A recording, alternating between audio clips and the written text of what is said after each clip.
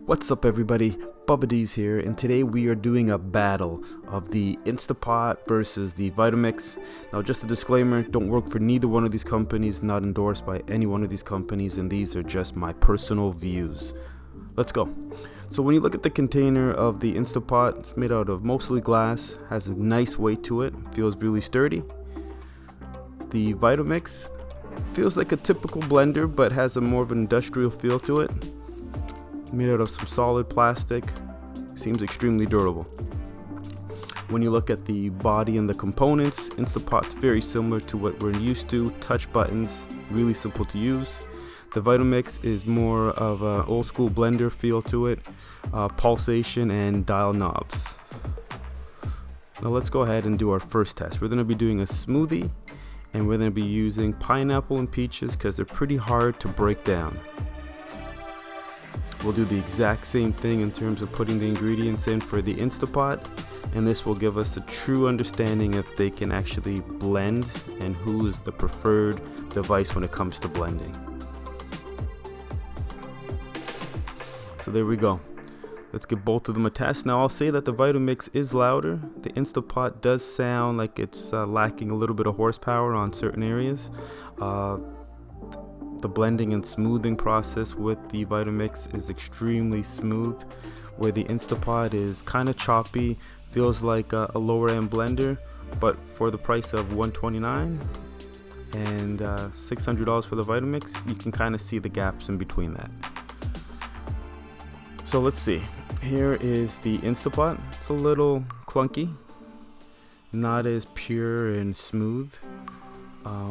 Here's the Vitamix. It's consistently all the same throughout. There was no chopped pieces.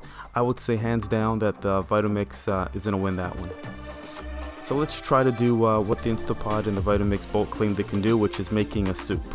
We'll go ahead and put in our ingredients, and it's a mixture of some hard stuff, solid stuff, stuff that you normally have in your soup. Carrot, potatoes, broth, onions, garlic. Just kind of threw a whole bunch of different things in,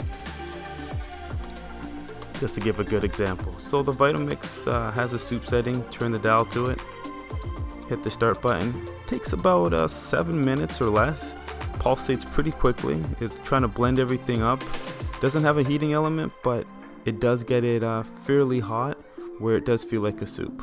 Instapot does take about 20 minutes to do this. It does bring it up to an extremely hot temperature, and here's your results. Let's see. So here's the Vitamix. Looks like something you blended up, and here is the Instapot. A lot more creamier, a lot more color, and I can say it's a lot hotter. So for this, I am going to say that the Instapot hands down wins the hot soup technique, and you can see just by looking at it which one looks more appealing.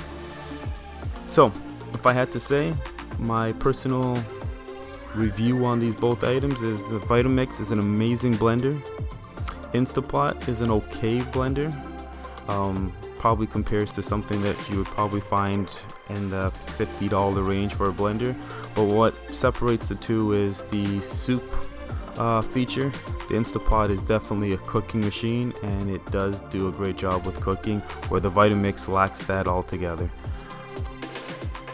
So to end it all off, if you want a really good blender that's making the best smoothies, considered to be almost like what you'd buy at a store, go with the Vitamix. If you're looking for an all-around good appliance at a fairly reasonable price, I would recommend the Instapot.